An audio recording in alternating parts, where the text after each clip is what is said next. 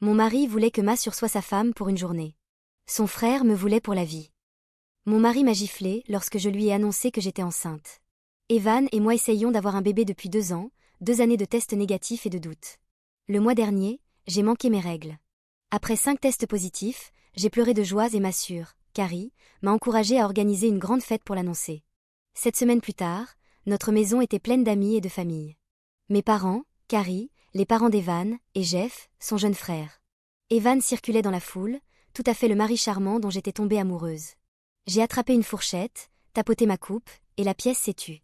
Evan s'est placé à mes côtés, son bras autour de ma taille. Merci à tous d'être venus, ai-je dit. J'ai souri à Evan. Nous allons avoir un bébé. Je suis enceinte. La pièce a explosé de cris et d'applaudissements. Je me suis tournée vers Evan, m'attendant à de la joie, mais il était figé, le visage blanc, son bras tombé de ma taille. Evan? Mon chéri, tu n'es pas excité? C'est alors qu'il m'a giflé, si fort que j'ai basculé sur la table des cadeaux. La douleur fut instantanée. La musique a cessé, laissant place à un silence assourdissant. Je l'ai regardé depuis le sol, son visage déformé par une rage que je ne lui connaissais pas. Espèce de salope infidèle. A-t-il hurlé. Tu as vraiment cru me faire passer le bébé d'un autre pour le mien? Je n'ai jamais triché. De quoi parles-tu? Ai-je réussi à articuler? Il a ri, un son horrible. Arrête de mentir. Tu ne peux pas être enceinte de mon bébé, Marina. J'ai eu une vasectomie il y a 4 ans. Je ne peux pas avoir d'enfant. Ces mots m'ont anéanti. Il m'avait laissé souffrir pendant 2 ans, sachant que c'était impossible. Alors, c'est celui de qui? A-t-il crié. Jeff, le frère d'Evan, s'est agenouillé près de moi, choqué. Qu'est-ce qui ne va pas, bon sang? Tu as frappé ta femme enceinte devant tout le monde. Il m'a aidé à me relever et s'est interposé entre nous. Evan m'a accusé d'avoir profité de sa stérilité pour coucher avec un autre, sous les yeux de toute l'assemblée. J'ai exigé un test de paternité. L'attente serait d'1 semaine. Une fois mon innocence prouvée, j'étais certaine que tout s'arrangerait. Les invités sont partis en silence, les yeux baissés. Mes parents ont été les derniers. Mon père m'a serré fort, mais j'ai refusé qu'il intervienne. Quand la porte s'est refermée, Evan est parti dans la chambre d'amis. Evan, s'il te plaît, écoute-moi. Ai-je supplié. Je n'ai été avec personne d'autre. Il doit y avoir une autre explication. Il a répondu d'un rire froid. Une autre explication pour une grossesse impossible? Alors, faisons un test. Ai-je insisté. Quand il reviendra en montrant que tu es le père, tu devras vivre avec ce que tu m'as fait ce soir. Il a fini par accepter. Très bien. Dès la première heure demain. Nous étions à la clinique comme des étrangers.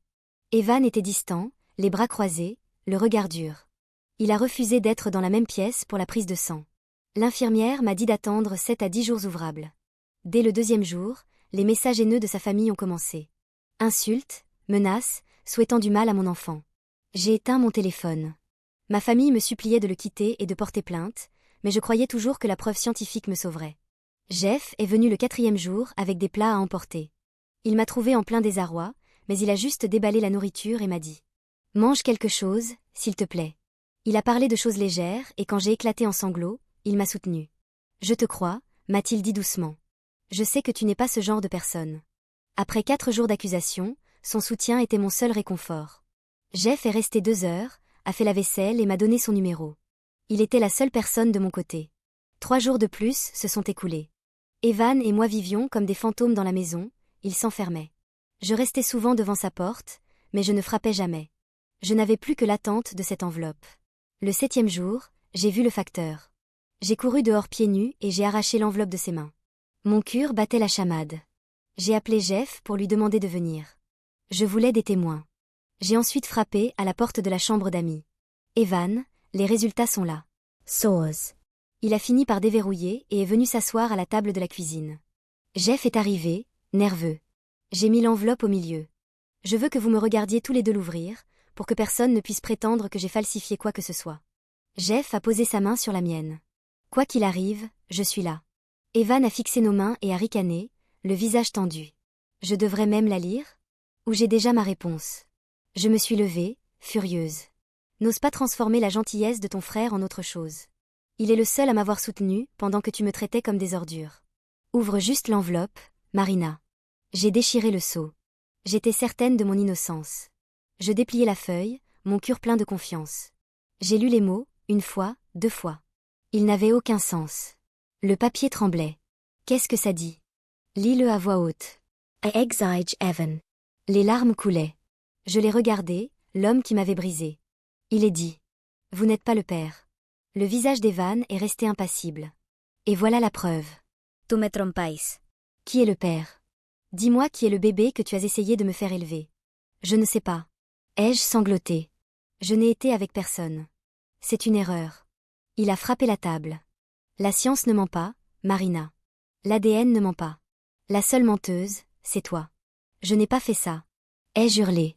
J'ai attrapé son bras, le suppliant de me croire. Il m'a repoussé violemment. Jeff m'a rattrapé. Ne me touche plus jamais. A crash, Evan. Tu me rends malade. Il s'est tourné vers Jeff, qui me tenait. Et toi? Tu la tiens dans tes bras? Tu étais au courant? Jeff a juré qu'il n'en savait rien. Evan a ri, Freudment. Ultra. Elle est toute à toi maintenant. Je m'en vais. Il est parti faire ses valises. 10 minutes plus tard, il revenait, 2 valises à la main, me regardant avec une haine glaciale. Evan, attends. On peut faire un autre test. J'ai imploré. Il m'a regardé une dernière fois. Ma famille avait raison à ton sujet. Il a ouvert la porte. Je reste chez Félix. Ne me contacte pas. Pour ce qui me concerne, tu n'existes plus. La porte a claqué. Il est parti. Je me suis effondrée sur le sol de la cuisine, mon monde en miettes. Jeff s'est agenouillé à côté de moi, mais je l'ai repoussé. Je ne voulais pas de réconfort, je voulais des réponses. Je savais que je n'avais pas triché. Comment était-ce possible que je porte le bébé de quelqu'un d'autre? Evan était parti, me considérant comme une menteuse. J'ignorais que ma sœur, Carrie, était sur le point de me poser la question qui changerait tout. J'ai appelé Carrie avant l'aube. Les résultats sont là, lui ai-je dit d'une voix rauque. Evan n'est pas le père. Elle est arrivée dans l'heure. Je lui ai donné le papier. Après l'avoir lu 2 fois, elle s'est assise en face de moi. Nous devons parler. Qu'en penses-tu avoir conçu? J'ai été confuse. Le test dit qu'Evan n'est pas le père, c'est tout ce qui compte. Réponds, Marina. Pense à ce moment. J'ai essayé de me concentrer. La conception avait eu lieu il y a environ 9 ou 10 semaines. J'ai revécu ces nuits où nous essayions d'avoir un bébé.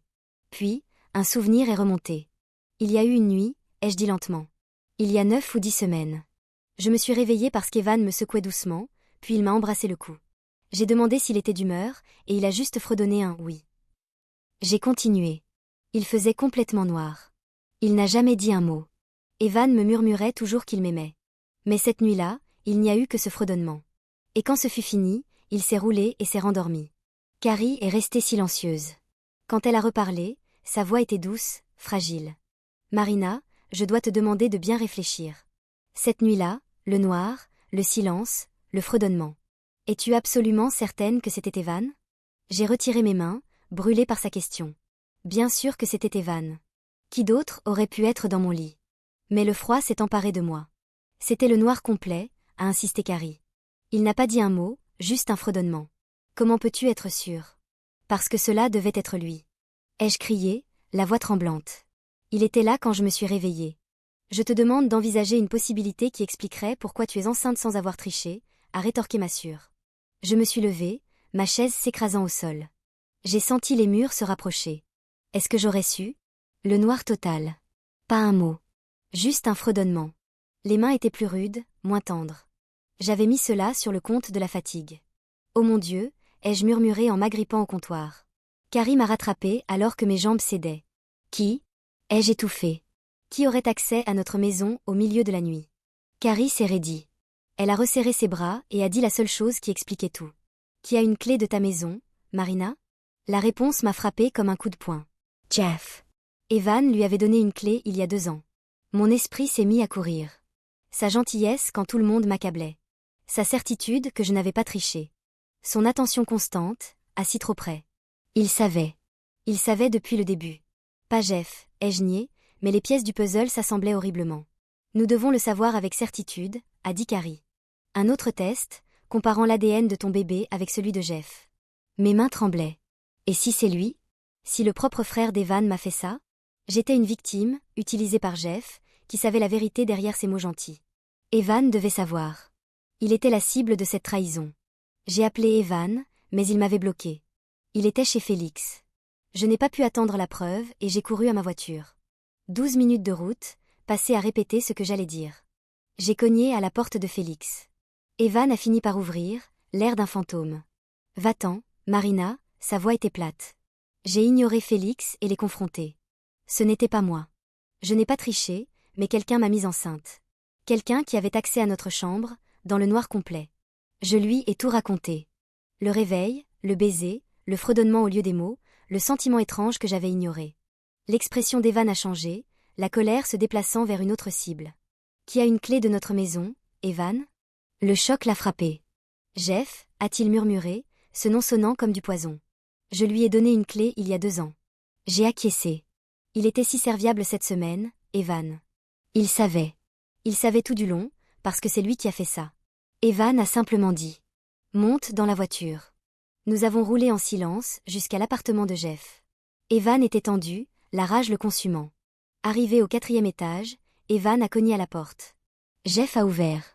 Il n'était pas surpris. Il était calme, presque serein.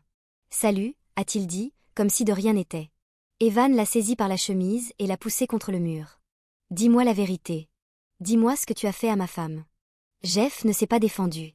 Il a regardé par-dessus l'épaule de son frère, droit dans mes yeux. J'ai senti une intensité glaciale, un sentiment de possession. Marina, a-t-il dit doucement. J'attendais ce moment pour tout te dire.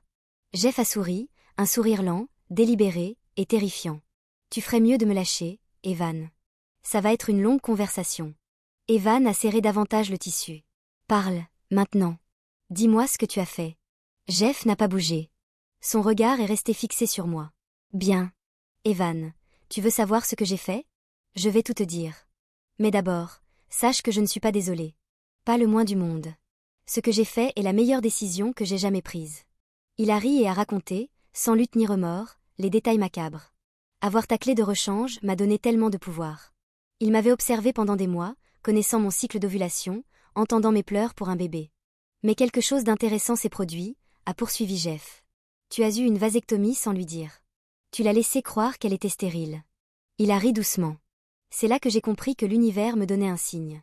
Tu ne voulais pas être père, mais moi, oui. Et Marina méritait d'avoir le bébé qu'elle désirait. Il a détaillé son plan. Il connaissait l'aménagement, les rideaux occultants, et savait qu'Evan dormait profondément après ses parties de poker. Il s'est glissé dans le lit à 3 heures du matin. Tu étais si douce cette nuit-là, Marina, si empressée, a-t-il dit, son expression s'adoucissant en une tendresse qui m'a révulsée. J'ai juste fredonné et t'ai laissé croire ce que tu voulais croire. Evan a relâché une main pour serrer son poing. Espèce de malade. Tu as violé ma femme, dans ma maison, dans mon lit.